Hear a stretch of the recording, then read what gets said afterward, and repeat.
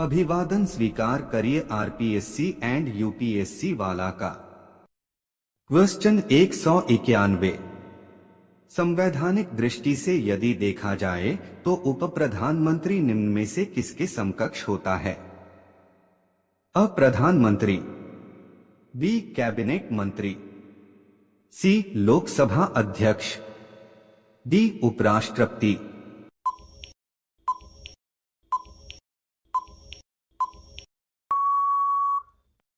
आपका सही जवाब बी कैबिनेट मंत्री। क्वेश्चन 192। उप प्रधानमंत्री पद का सृजन अब मूल संविधान के अंतर्गत हुआ था, बी संविधान के प्रावधानों से हटकर हुआ, सी 44वें संशोधन के द्वारा हुआ, डी 85वें संशोधन के द्वारा हुआ।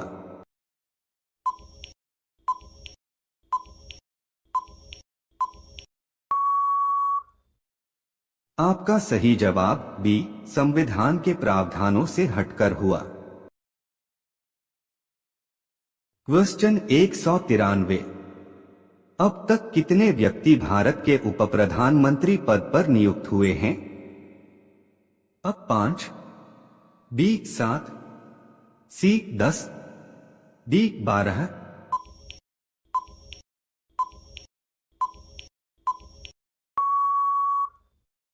आपका सही जवाब बी 7।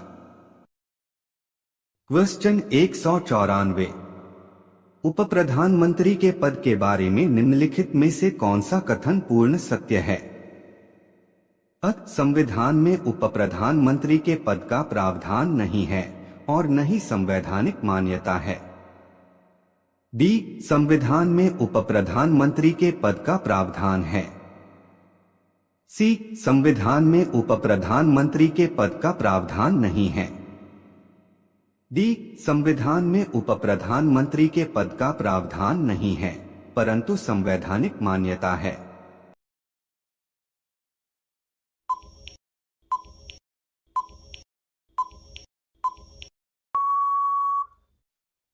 आपका सही जवाब अ संविधान में उप प्रधानमंत्री के पद का प्रावधान नहीं है और न ही संवैधानिक मान्यता है।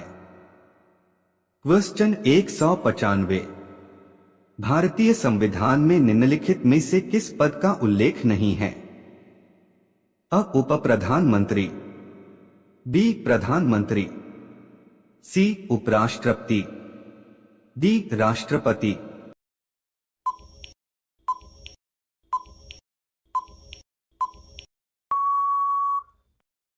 आपका सही जवाब अ उप प्रधानमंत्री। क्वेश्चन 196। उप प्रधानमंत्री पद की व्यवस्था अ राजनीतिक व्यवस्था को सुदृढ़ करती है, बी राष्ट्र के हित में नहीं है, सी प्रधानमंत्री के हित में नहीं है, डी राजनीतिक व्यवस्था को कमजोर करती है।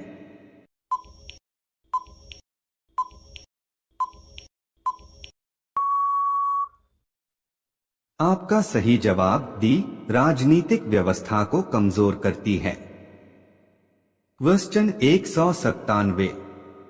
भारतीय परिस्थितियों में उप प्रधानमंत्री प्रधानमंत्री का अब मुख्य सहायक होता है, बी मार्गदर्शक होता है, सी प्रतियोगी होता है, डी साथी होता है।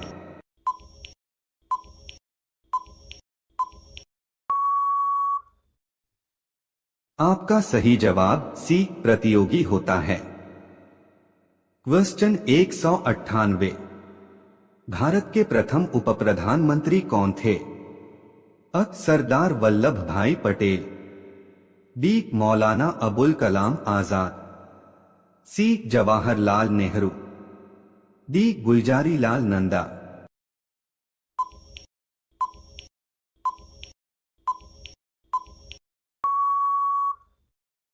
आपका सही जवाब अ सरदार वल्लभ भाई पटेल। क्वेश्चन 199।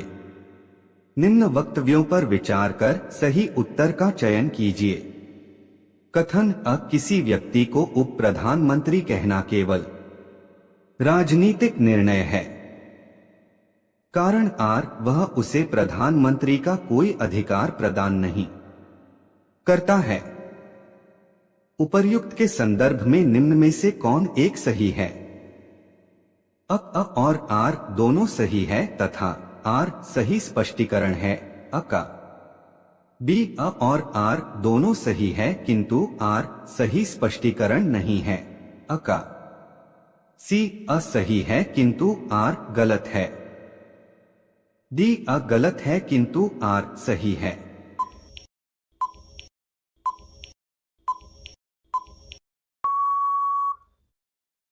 आपका सही जवाब बी अ और आर दोनों सही है किंतु आर सही स्पष्टीकरण नहीं है अ का। क्वेश्चन 200 निम्नलिखित में से कौन भारत के उप प्रधानमंत्री नहीं रहे हैं? A Charan Singh, B Sardar Patel, C B D Jatti, D L K Advani.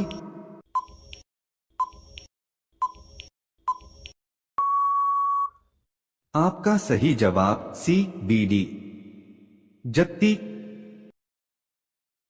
Question 201 किस प्रधानमंत्री के कार्यकाल के दौरान दो उप प्रधानमंत्री एक साथ नियुक्त हुए थे? अ मोरारजी देसाई, बी वीपी सिंह, सी इंदिरा गांधी, डी जवाहरलाल नेहरू।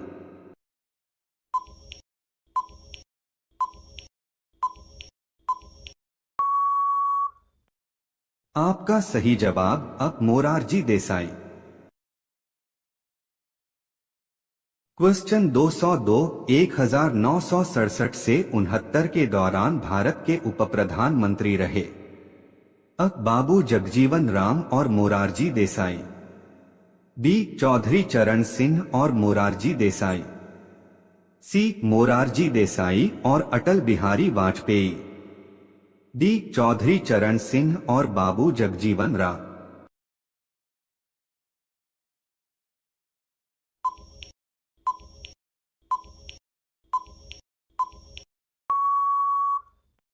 आपका सही जवाब डी चौधरी चरण सिंह और बाबू जगजीवन राम। क्वेश्चन 203 निम्नलिखित में से कौन एक से अधिक बार प्रधानमंत्री नियुक्त हुए हैं? एक जवाहरलाल नेहरू, दो इंदिरा गांधी, तीन गुलजारी लाल नंदा, चार अटल बिहारी वाजपेयी। नीचे दिए गए कूट से सही उत्तर का चयन कीजिए। अ एक और दो, बी एक और तीन, सी एक दो और चार, डी उपर्युक्त सभी।